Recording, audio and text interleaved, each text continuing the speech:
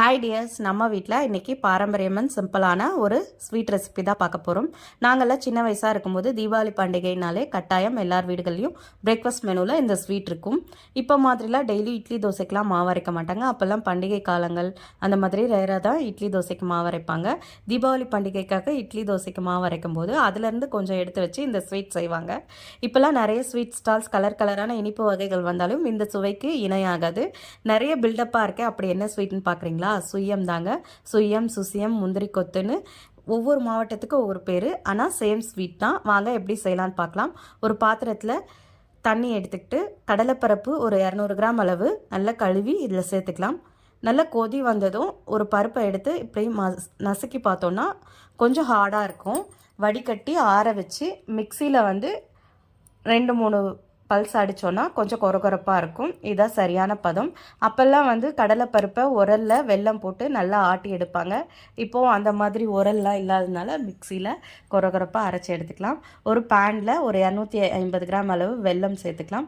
ஒரு 1/4 டம்ளர் தண்ணி போட்டு கரைஞ்சி கொதி வந்ததும் இந்த அரைச்சி வச்ச பருப்பை போட்டு நல்லா கிளறி விட்டுட்டே இருக்கலாம். ஒரு கெட்டியான பதம் வரும். அப்போது ஒரு அரை மூடி தேங்காய் துருவி எடுத்துக்கலாம். அரை மூடி தேங்காய் துருவி சேர்த்துக்கிட்டு ஒரு அரை ஸ்பூன் ஏலக்காய் பொடியும் சேர்த்து நல்லா கிளறி விட்டுக்கலாம். இதுவும் ஆறுனதும் சின்ன சின்ன உருண்டைகளாக பிடிச்சி ஒரு பேனில் நான் செக்கில் ஆட்டின தேங்காய் எண்ணெய் எடுத்திருக்கேன். அடுத்து நம்ம கரைச்சி வச்ச இட்லி தோசை மாவில் சின்ன சின்ன உருண்டைகளை போட்டு எண்ணெயில் போட்டு நல்லா பொரிச்சு எடுக்கலாம். கொஞ்சம் பொன்னிறமாக வந்ததும் நல்லா எண்ணெயில் வடிகட்டி ஒரு இலையில் ட்ரான்ஸ்ஃபர் பண்ணிக்கலாம். இந்த வேக வச்ச பருப்பை வடிகட்ட அந்த தண்ணியில் வந்து அம்மா ஒரு ரசம் வைப்பாங்க. ரொம்ப நல்லாயிருக்கும்.